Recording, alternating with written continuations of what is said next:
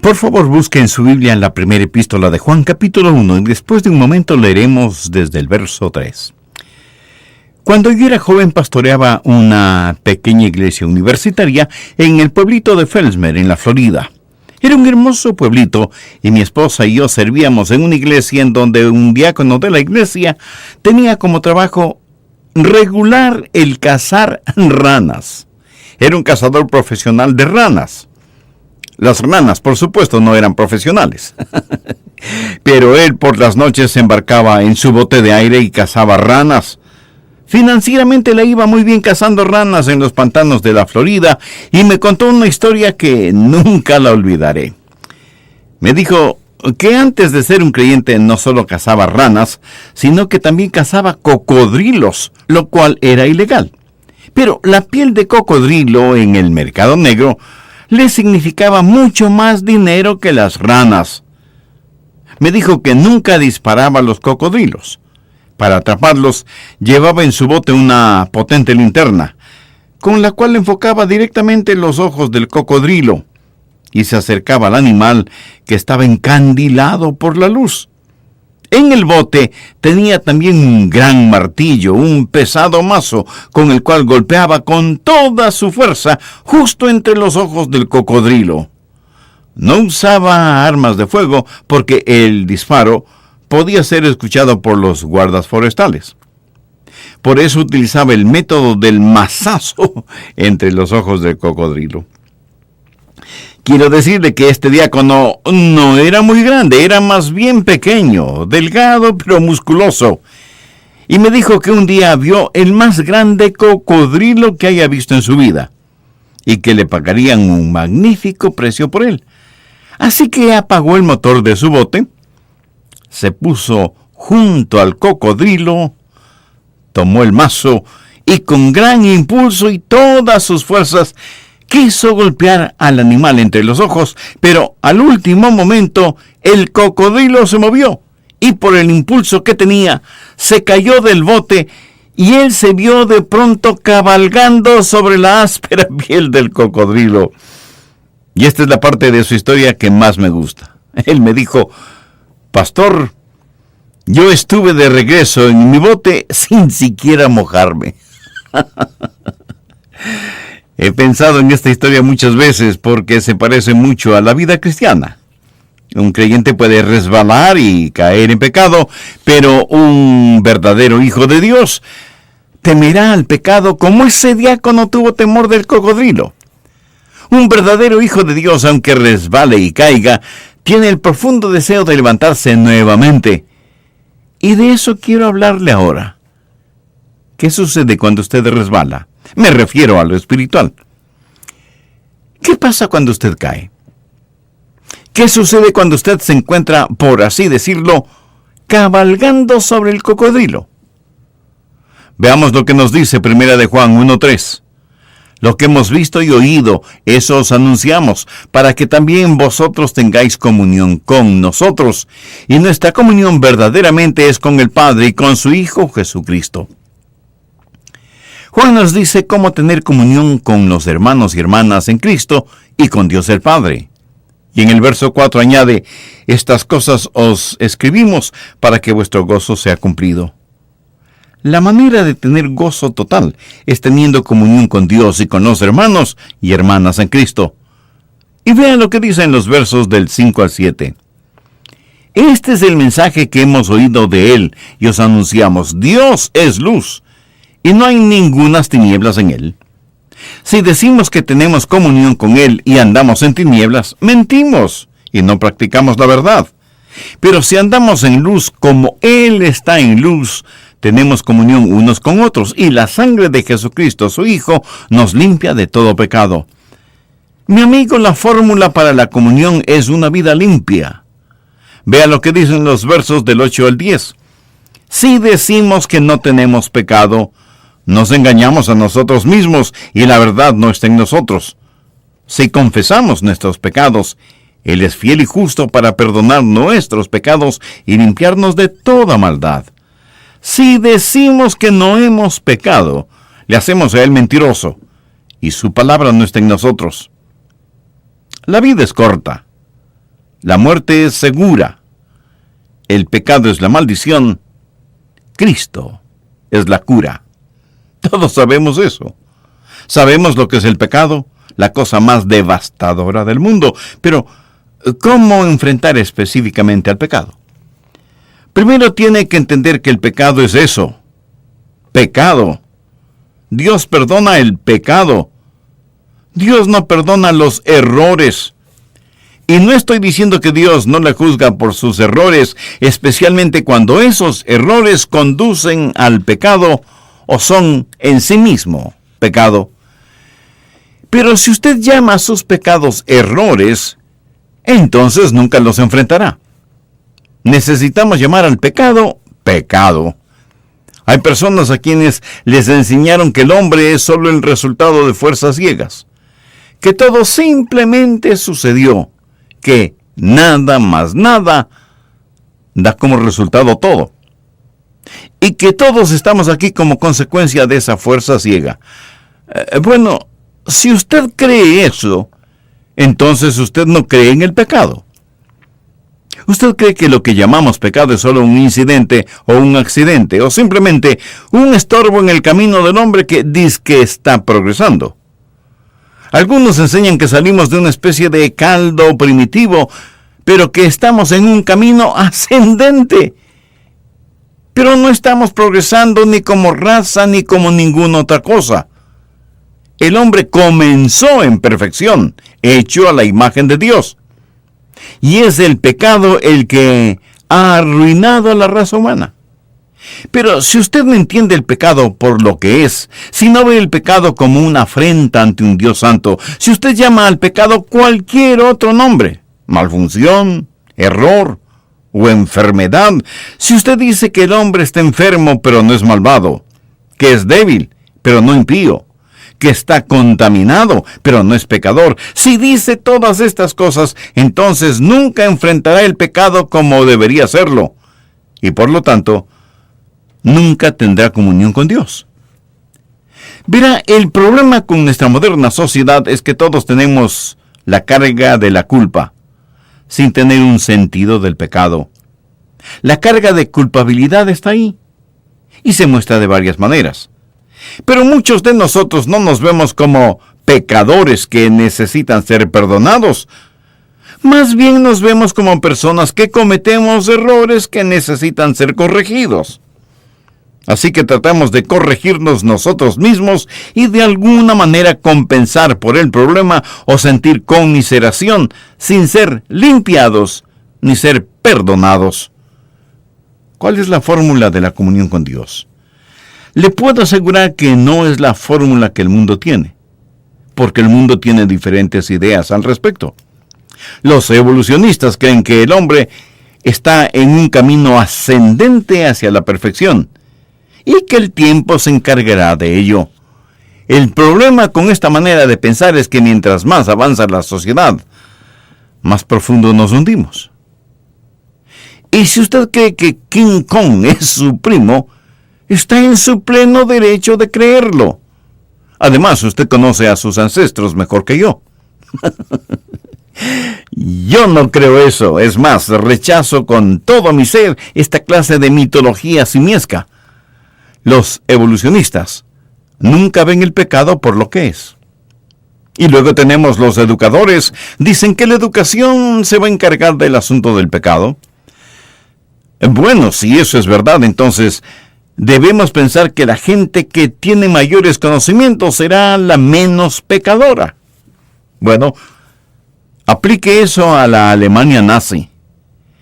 Probablemente ninguna nación en el mundo ha tenido el nivel de educación superior que tuvo Alemania cuando Hitler llegó al poder. Cuando estuve en la universidad tomé un curso en filosofía y mi profesor de filosofía, a quien admiraba, también me enseñó griego. Y me decía, este es un hombre que tiene su mente llena de conocimientos. Un día este hombre se fue a un lugar solitario, cubrió el suelo con varios periódicos, puso un revólver sobre su sien y se quitó la vida. Filósofo, políglota, conocedor de lenguas bíblicas, sabía muchísimo. Pero para él la educación no fue la respuesta. Y los científicos nos dicen que el problema del hombre está en sus genes defectuosos. Que si de alguna manera pudiéramos ser genéticamente diseñados, podríamos resolver el problema del pecado. Si pudiéramos unir en matrimonio a Superman con la mujer biónica, entonces tal vez resolveríamos el problema del pecado. Pero todos aquellos que son superdotados, o los más atractivos o atractivas, o los que son fuertes físicamente, o los que son más ágiles o más veloces, ellos siguen teniendo el problema del pecado. Los sociólogos nos dicen que el problema es del medio ambiente. Si eso es verdad, entonces ¿por qué aquellos que disfrutan del mejor medio ambiente no han podido eliminar el problema del pecado? Y recuerde, nadie jamás ha tenido un mejor ambiente que Adán y Eva. Y sin embargo, pecaron. Permítame darle unos versículos que muestran cómo Dios maneja su pecado cuando usted es salvado. Hebreos 8:12 dice: y nunca más me acordaré de sus pecados y de sus iniquidades. Piensa en eso. Sus pecados, sus iniquidades, no serán recordados por Dios. Y en Isaías 43:25, Dios dice: Yo soy el que borro tus rebeliones por amor de mí mismo, y no me acordaré de tus pecados. Una y otra vez Dios dice que no se acordará de nuestros pecados, que los pondrá en la tumba de su olvido. Si usted es salvo, Dios le ha perdonado sus pecados, todos sus pecados, por toda la eternidad. Ahora, eso no significa de ninguna manera que Dios olvida intelectualmente. Dios, por ser Dios, jamás puede aprender algo, así como tampoco jamás puede olvidar algo, porque Él lo sabe todo y nada escapa a su conocimiento. Cuando Dios dice que olvidará nuestros pecados, no significa que no los recordará intelectualmente. En ese sentido de la palabra, Dios no puede olvidar nada. Si pudiera, tendría que cambiar. Y Dios es un Dios que no cambia. Ahora escúcheme. Dios los recuerda como pecados perdonados. Y por lo tanto, lo que Dios ha olvidado como pecado, yo puedo olvidarlo como pecado, aunque puedo recordar mi pecado intelectualmente. Usted me pregunta: Pastor Adrián, ¿puede recordar cuando dijo una mentira, o tuvo un pensamiento de lascivia, o cuando perdió la paciencia, o cuando se llenó de orgullo? Sí, lo recuerdo. Pero gracias a Dios que los recuerdo como pecados perdonados. Los recuerdo como pecados enterrados en la tumba del olvido de Dios. Así que cuando usted se salva, cuando viene al Señor Jesucristo, cuando nace de nuevo, todos sus pecados son perdonados. Isaías 1:18 dice: si vuestros pecados fueren como la grana, como la nieve serán emblanquecidos. Sus pecados, pasados, presentes y futuros, nunca jamás serán traídos contra usted. El apóstol Pablo en Romanos 4:8 dice: bienaventurado el varón a quien el Señor no inculpa de pecado. Dios nunca lo hará. Ese pecado está perdonado y olvidado. Pero no solo el pecado que usted ha cometido, sino el que también ha omitido, tanto y en cuanto venga usted punitivamente. Y no solo que su pasado está perdonado, sino que su futuro está asegurado. Bien, habiendo dicho eso, deseo que mire atentamente lo que dicen los versos 6 y 7. Si decimos que tenemos comunión con Él y andamos en tinieblas, mentimos y no practicamos la verdad. Pero si andamos en luz como Él está en luz, tenemos comunión unos con otros, y la sangre de Jesucristo, su Hijo, nos limpia de todo pecado. Usted dirá: Pastor Rogers, pensé que usted dijo que cuando nos salvamos todos nuestros pecados son enterrados en la tumba del olvido de Dios, y ahora vuelve a mencionar el pecado en la vida de los hijos de Dios.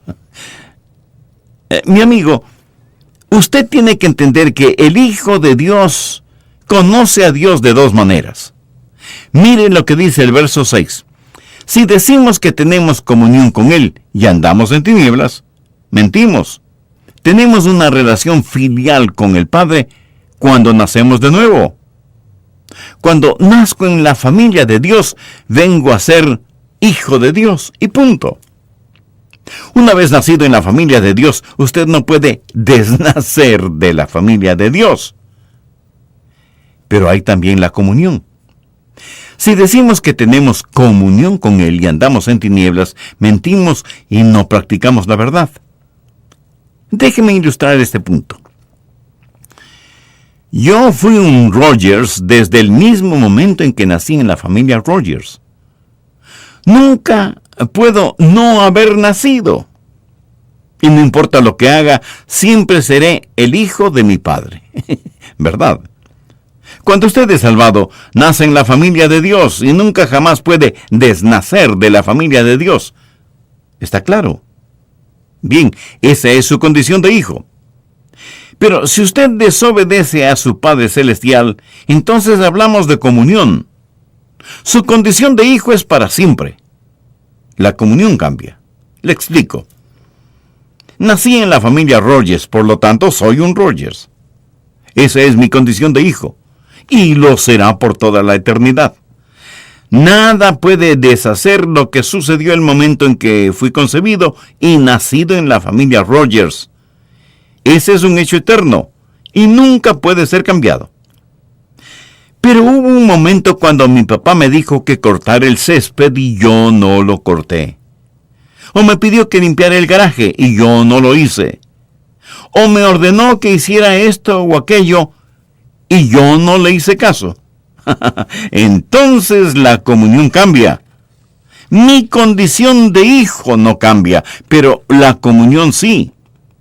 Y mi padre sabía muy bien cómo aplicar la regla de la disciplina en el lugar donde la espalda pierde su elegante nombre.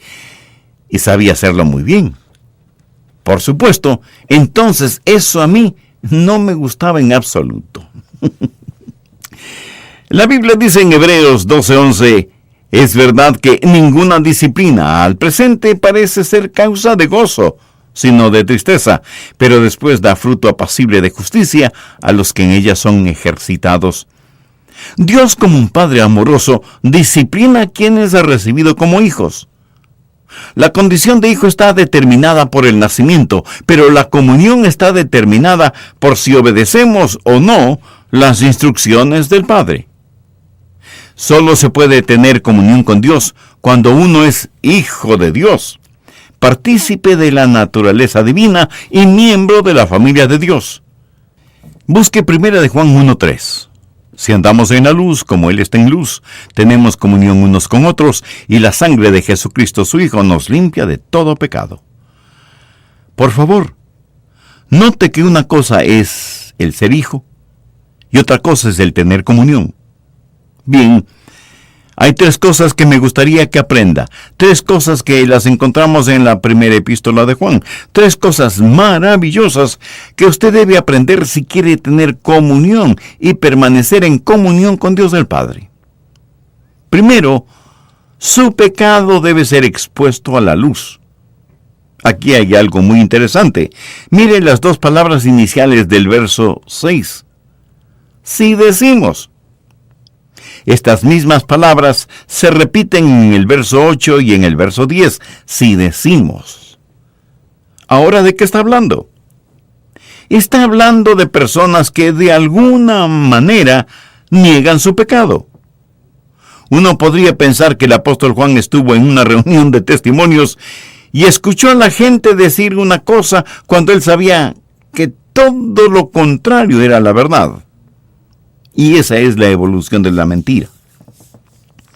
Ahora, cuando un hijo de Dios mancha su corazón con el pecado, muchas veces comienza a mentir a las demás personas. Vea lo que dice el verso 6. Si decimos que tenemos comunión con Él y andamos en tinieblas, mentimos y no practicamos la verdad.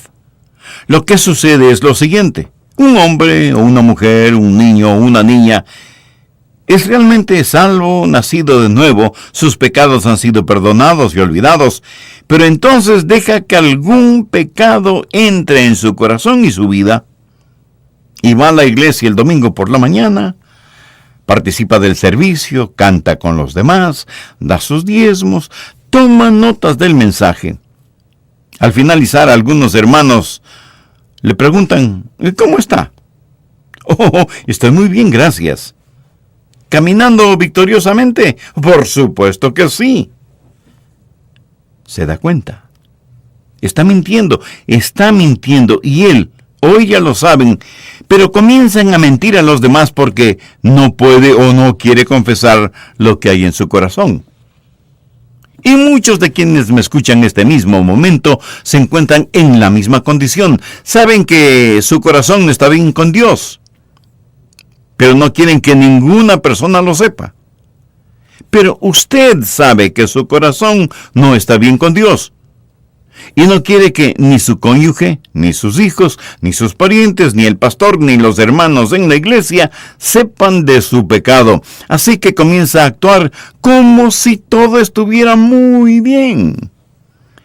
Y seguramente estoy poniendo el dedo sobre la llaga este mismo instante, sobre la vida de muchos de nuestros oyentes. Así que primero comenzamos a mentir a los demás.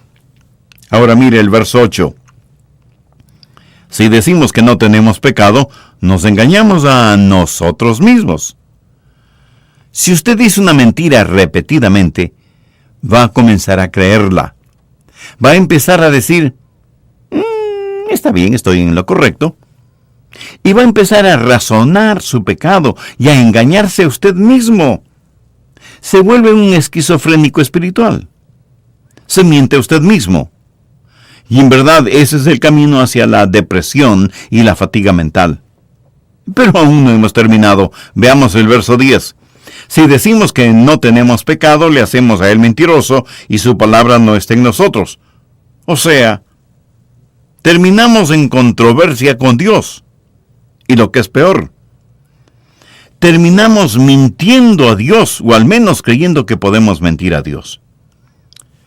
Lo que necesitamos hacer es exponer el pecado a la luz. Y eso es lo que quiero que usted haga. Usted dirá, pastor, ¿está tratando de hacerme sentir mal?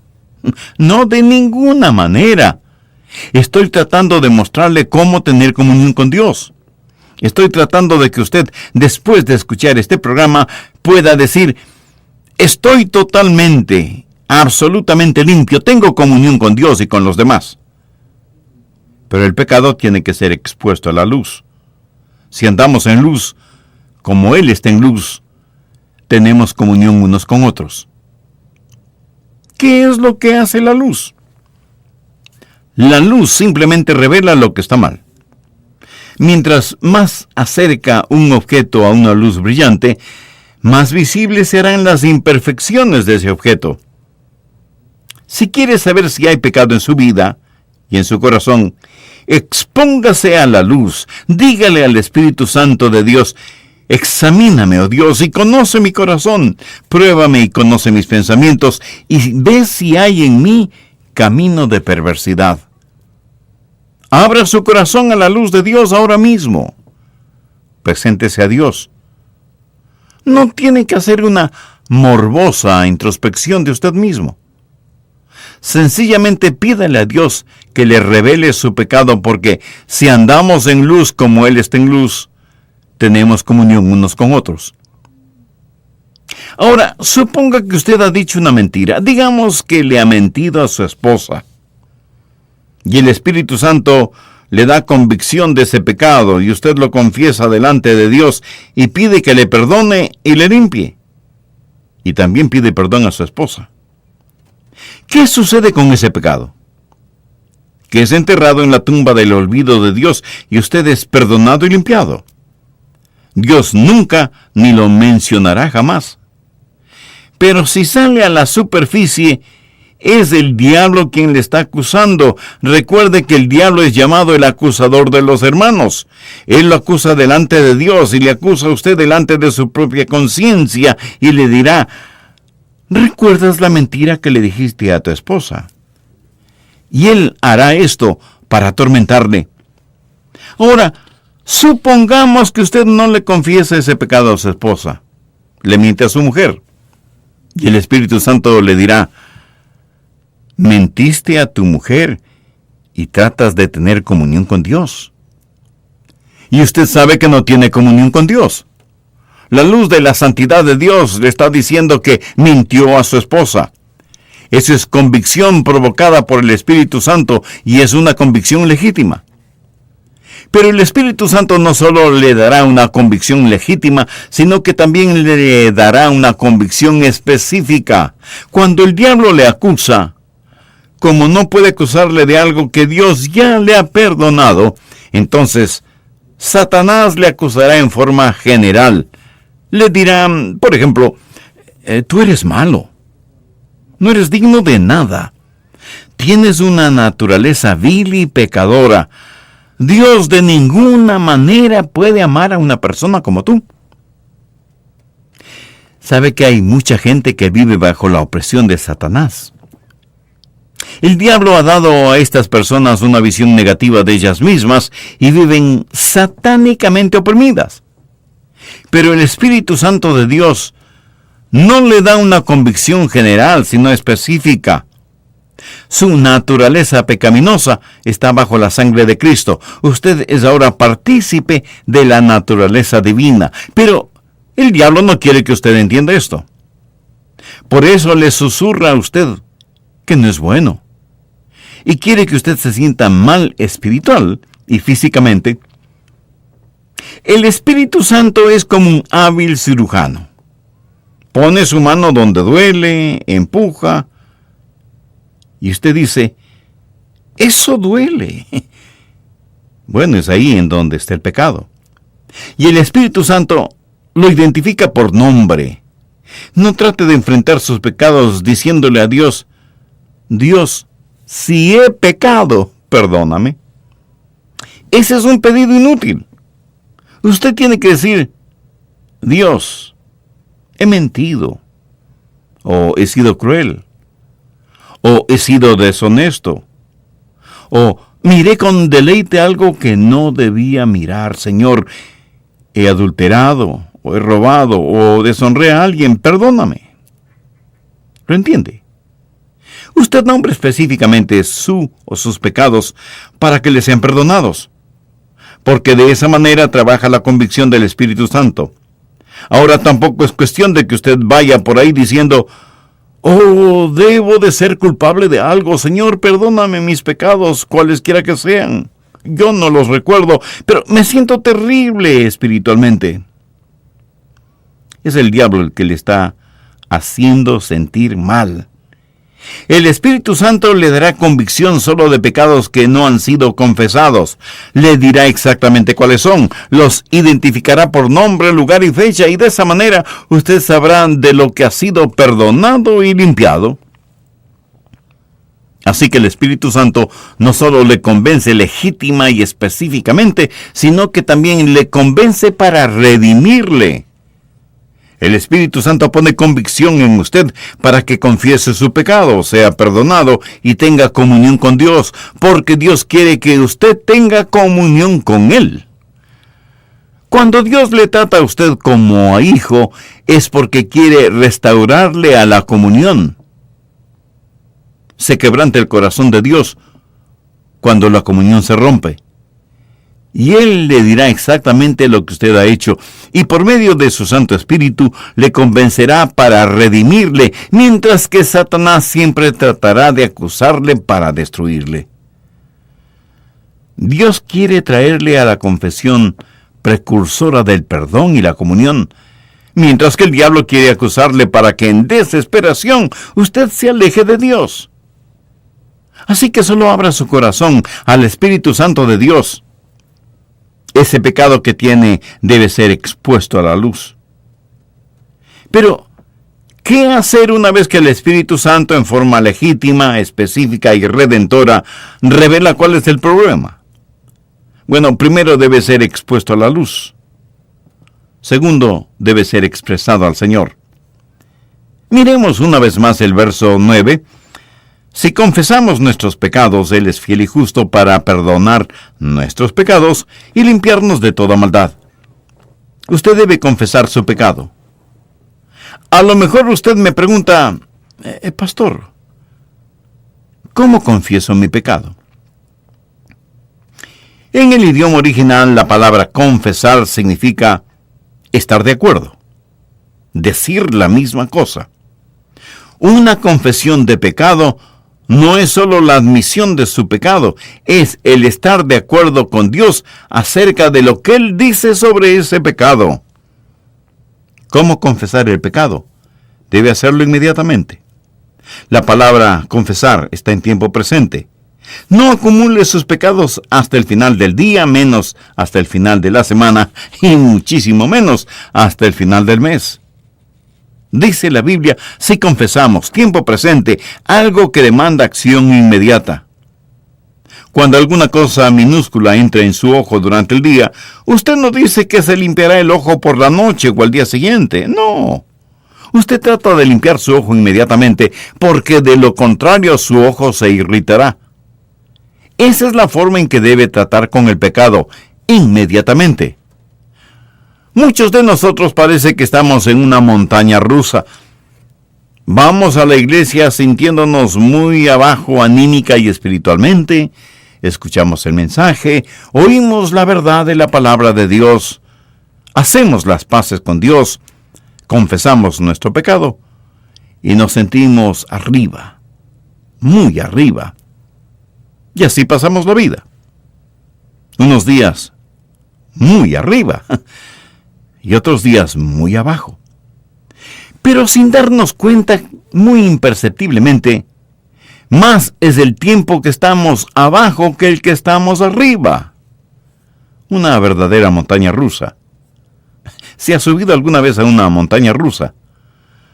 Mucha gente parece que disfruta vivir de esa manera. Déjeme decirle lo que es la vida espiritual. La vida llena del Espíritu no es una vida en la que nunca peca. Si decimos que no hemos pecado, nos engañamos a nosotros mismos y la verdad no está en nosotros. La vida llena del Espíritu no es el estar en una montaña rusa. Es el estar bien con Dios, pero consciente de que algún pecado vendrá a su vida y usted lo confesará inmediatamente. Esa es la vida llena del Espíritu. Es una vida de confesión de pecado. Es una vida de estar de acuerdo con Dios. Es una vida de acción inmediata. Si el Espíritu Santo de Dios le convence a usted específicamente, entonces usted debe confesar específicamente. Si confesamos nuestros pecados, nómbrelos, identifíquelos. Cantamos muchas veces que debemos contar las bendiciones que el Señor nos da, y aún hasta nombrarlas. Si usted nombra sus pecados, se asombrará de todas las cosas que ha hecho. Pero qué gran alivio es cuando usted ha confesado sus pecados delante de Dios en forma específica y el Espíritu Santo le ha convencido para que lo haga inmediatamente y confiadamente. Si confesamos nuestros pecados, Él es fiel y justo para perdonar nuestros pecados. ¿No le maravilla eso? Él es fiel y justo para perdonar nuestros pecados. Si Dios no le perdonara y limpiara, sería un mentiroso charlatán. Sería infiel e injusto. Pero la Biblia dice que Él es fiel y justo. ¿Por qué? Porque Jesús murió por esos pecados y usted puede ser absoluta y totalmente limpio. Y lo que Dios declara limpio, que ningún hombre se atreva a llamarlo sucio. Él es fiel y justo para perdonar nuestros pecados y limpiarnos de toda maldad. Esa es una maravillosa forma de vivir. Porque cuando estamos limpios, ¿qué sucede? Que tenemos comunión con Dios y comunión unos con otros. Y no hay nada comparable a estar limpios delante de Dios. Dígame, ¿cómo se siente usted cuando se da un buen baño por la mañana? Pues se siente limpio, fresco, hasta rejuvenecido. Estar limpio y en paz con Dios. Él nos limpia de toda maldad. estar en comunión con Dios. Amigo, amiga, le invito a tener un momento de oración. Querido Dios, gracias por tu palabra. Oro este momento por los muchos que están escuchando este mensaje, para que puedan conocer el genuino gozo de saber que su carga de pecado ha sido levantada, y que a pesar que al diablo le gusta acusar, sin embargo tu amor puede redarguir de pecado, perdonar, olvidar, limpiar y restaurar. Pido que tu Santo Espíritu se mueva entre nuestros oyentes para que muchos de ellos busquen el tener verdadera comunión contigo al arrepentirse de sus pecados y recibir a Cristo en sus vidas como Salvador y Señor. Padre, te pido estos favores con acción de gracias, en el nombre de tu amado Hijo Jesucristo. Amén.